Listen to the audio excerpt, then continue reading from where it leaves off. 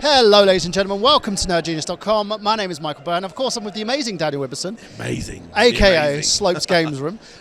Dan, yes. Yeah, we've known each other for how long? Very, very long time, Yeah. man. Very long time. I actually take it back the other way now. I've got to say a big thanks to you, man. One of the first podcasts I was ever on, I was a nervous little guy in the corner talking to all these YouTubers. You were the guys like, oh my God, that's Slopes Game Room. Everyone, go check out Slopes Game Room. So thank you very much, buddy. Thank you. It's okay. I appreciate that. As I said, I loved his stuff. I remember way back machine. Yep. He was sending me all his content. We were talking about Streets of Rage, our common love of Streets of Rage, mind you. And the big thing now is that your channel is huge. Huge, really? Well, in comparison to my small channel, yes. What is it? I think I'm about 86,000. Yeah, that's amazing. A lot of it is due to kind of like the assistance of guys like Larry, giving you promotion. Sure. Me and Larry, we work together quite a bit. Yeah, sure. There's a funny story about that as well. You were telling me that people keep thinking that you're nicking Larry's content. Yes.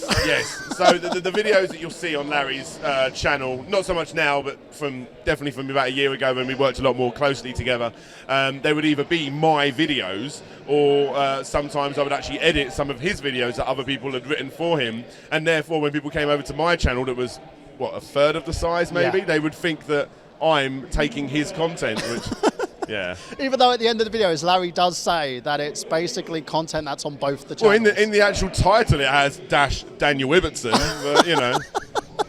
It's the internet. What do we do? So basically on that, he's helped you kind of propel yourself, but there's also the one big thing that's on your channel at the moment is the kick scammers thing. Oh, yes. Yeah, I'm very well versed in the whole Kickstarter scams thing, and your videos are very, very engaging. What kind of got you into that? What, into Kickstarters? Into the whole Kickstarter avenue, yeah. Well, I was always a massive fan of Kickstarter. I'd go there, back a few board games and stuff, and I've been a fan of Kickstarter for a very long time. I actually genuinely think it's a very good platform when used correctly. Yeah. But the thing is, what I decided to do was I would do 10 games that I wish did get funded that looked really good, and from there it just got a little bit more until we eventually got Kick Scammers. Yeah, and like the audience has kind of melded well with it. They've gelled well with the whole content. Yeah, sure. And you've kind of balanced it well with your Slopes Games Room content as well. Yeah. His editing style is amazing. I kind of bit a little bit myself. Yeah. You know, it's kind of helped me in a little bit in terms of the way that you mix Photoshop with your visuals in terms of your videos. Yeah, sure, man. What kind of got you into that style of editing? Well, I use a program called Sony Vegas, and before that I actually did music editing using Sony Acid Pro. If you've used one, you very quickly learn to use the other one. Yeah. And basically, there was a lot of the time when I didn't have the programs in front of me, but I would have GIMP, which is a cheap version of Photoshop, and I would just do 1920 by 1080 pictures, and as I'm reading my script, and then he went to like the hospital, and then I'd find a picture of a nurse, and I'd cut that out, and I'd mention this, and I'd cut that out, and eventually I would have this huge folder full of images, and then when I go home and get on Vegas, I would start piecing it all together, and that's weirdly created a bit of a unique style for me. Yeah, and it's a style that I feel that hasn't been challenged in a way, because you have this very well meshed, kind of very well presented visuals. This is awesome, man. I'm loving this. This is so cool. And also with the cool voice as well, like, you know, especially where you have that thing where you go from like your normal voice to that really low.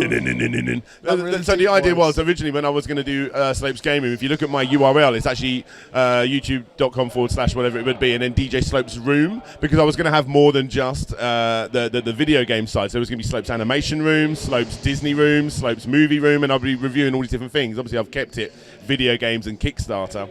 Yeah. But originally my voice, I was so scared about being a YouTuber that I kept putting on all these weird voices, and there was this one point when I was going to be like, hey, how's it going? A little bit of that Beetlejuice sort of voice, and I was going to be animated at one point, like, you know, and then I eventually realized, you know, no, I want to be myself. I was taking a lot of influence from people like Lazy Game Reviews, obviously Guru Larry, bit of a dream come true that I got to work with him so closely. He's a great guy as well. Yeah, he's a cool guy. Yeah. So in terms of like the last question I want to ask you is your fascination with Disney. He's a huge Disney fan, for those who don't know. He loves the House of Mouse.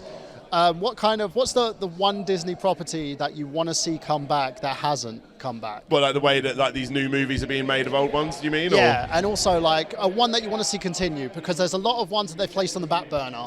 Like stuff like the Dark Cauldron and stuff like Basil the Mouse Detective. Yeah. Basil's great. No, I'm really into Sword of the Stone. Pinocchio is probably my favourite because that was when Disney really propelled their animation to a new level. But the thing is, I wouldn't want to see a sequel to those particular ones. The only ones that I would like to see sequels to are the ones that they've done. So things like they can do as many rescuers as they want because it's like a James Bond, isn't it? It's just another story attached on. You know, I don't want to see like what the hell did they do with Maleficent? Apparently, it was Maleficent that kissed the girl that woke her up instead of the prince. I'm like, get that out of here! You know, don't mess with the story. And I think there's a lot of weird new experiments they're doing with properties, which you're sitting there going, no, that doesn't work. Yeah. But it's kind of a trial and error thing. Disney's currently printing money with everything they're doing. They do. They've sussed it. They have sussed it. And in terms of basically your channel, let everyone know where you are for those who don't know. So yeah, just go to Google, YouTube, Patreon, anywhere, and just type in Slopes Game Room. You will find me there. Yes. Make sure you check out his channel. Amazing content. If you don't know who Daniel Ibbertson is, who Slopes Game Room is, now you know. Thank you. And yeah, this has been Michael Burhan for Nerdgenious.com, of course, letting you guys know that we've got gameplay. Have you?